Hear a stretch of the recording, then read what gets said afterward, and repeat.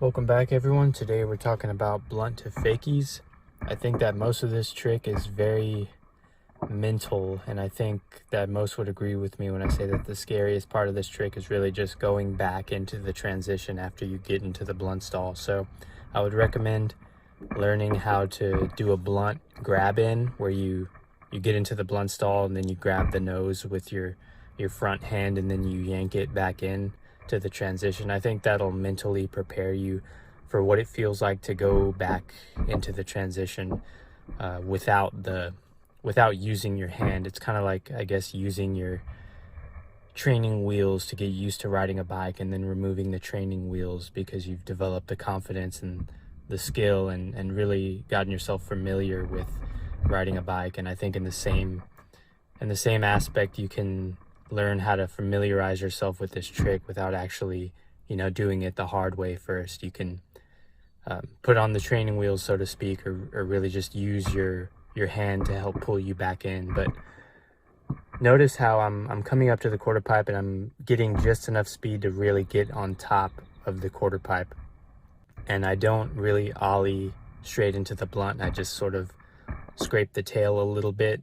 I lift it up, and that gives me enough leverage to just push it back down and right back out. So it's a really fast motion. I know that this is, I'm showing this in slow motion here, but it's just a quick in and out.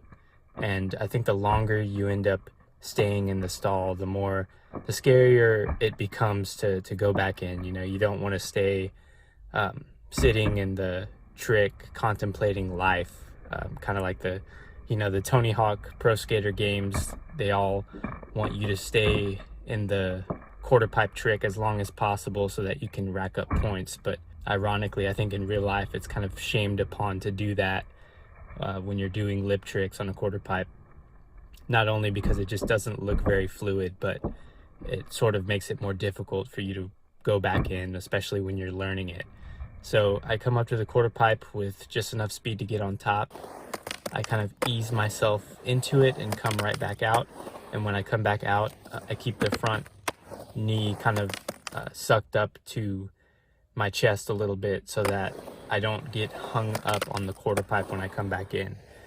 So I think this is extremely important because, quite frankly, the most terrifying part of this trick is just hanging up when you come back in. And I can't honestly remember if that has ever happened to me on this trick. I don't think it has, but the main way to avoid that is when you snap that ollie to go back in, you just keep that front foot kind of tucked in so that the front wheels are able to clear the coping and just come right back down. That's really what makes this trick easier, is developing the confidence to come back in and just keeping your feet kind of sucked up a little bit so that your wheels can clear and just come right back down the ramp. It's almost like, when you're first learning how to rock to fakie and you just need to really lift up the front of the board to allow it to come back in.